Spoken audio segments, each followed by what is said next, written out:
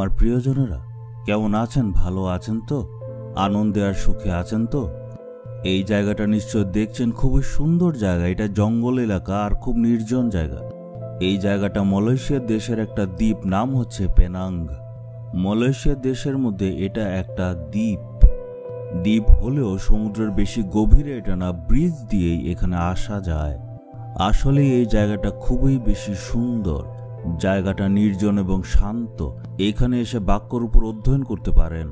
এইখানে আপনি ঈশ্বরের সেই সুন্দর সৃষ্টিকে দেখতে পাবেন।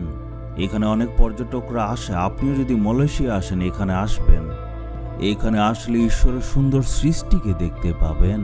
চলুন বাক্য অধ্যয়ন করি। আমরা দেখব 2 থেসলোনিকীয় 3:16 পদ। এখন শান্তির প্রভু স্বয়ং তোমাদের সর্বদা এবং সর্বতোভাবে শান্তি দান করুন। আমাদের প্রভুর একটা আলাদা নাম আছে, সেটা হচ্ছে শান্তিরাজ। এখানে বলছে শান্তির প্রভু তোমাদের সর্বদা এবং সর্বতোভাবে শান্তি দান করবেন, উনার প্রতিজ্ঞা। আজকে হয়তো আপনার মনে শান্তি নেই, তাই প্রভু আপনাকেই বলছেন জীবনে সব রকমের শান্তি আপনার জীবনে আসবে। অনেকের ব্যক্তিগত জীবনে বা পারিবারিক জীবনে শান্তি আছে, কিন্তু যেখানে কাজ করতে যায় সেখানে শান্তি নেই।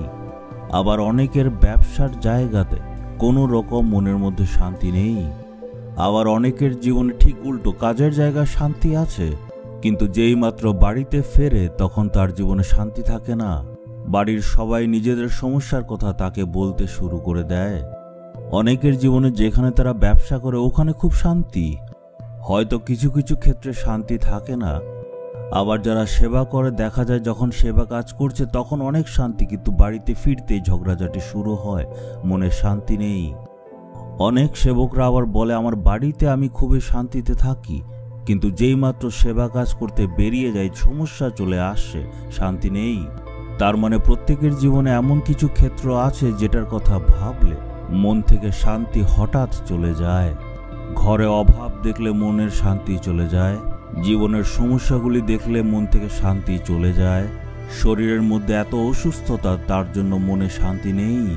কিন্তু ঈশ্বরের বাক্য বলছে শান্তির প্রভু তোমাদের জীবনের সর্বক্ষেত্রে শান্তি দান করবেন।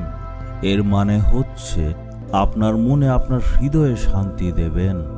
আপনার দেহে সুস্থতা দিয়ে আপনাকে শান্তি দেবেন।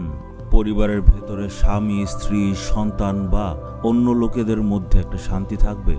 যেখানে আপনি কাজ করছেন বা ব্যবসা করছেন সেই জায়গাতে ঈশ্বর আপনাকে শান্তি দেবেন।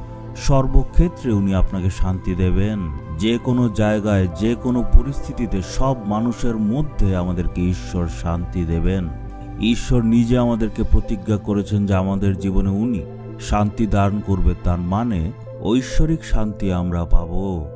আজকে আমরা নিজেদের পরীক্ষা করে দেখব কোথায় আমাদের শান্তি নেই। কাজে শান্তি নেই, ব্যবসায় বা সেবা কাজে বা ঘরে শান্তি নেই। যেই যেই ক্ষেত্রে আপনার শান্তি নেই সেই প্রত্যেকটা ক্ষেত্রে প্রভু শান্তি দেবেন। উনি আপনার পরিস্থিতি পাল্টে দেবেন, অলৌকিক কাজ করবেন আর শান্তি দেবেন।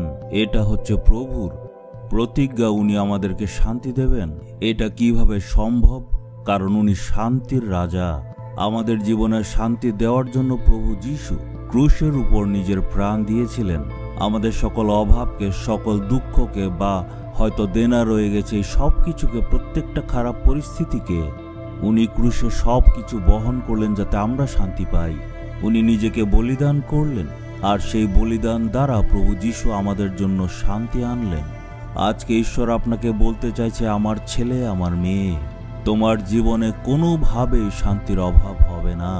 আমার শান্তি আমি তোমাকে দিতে চাই।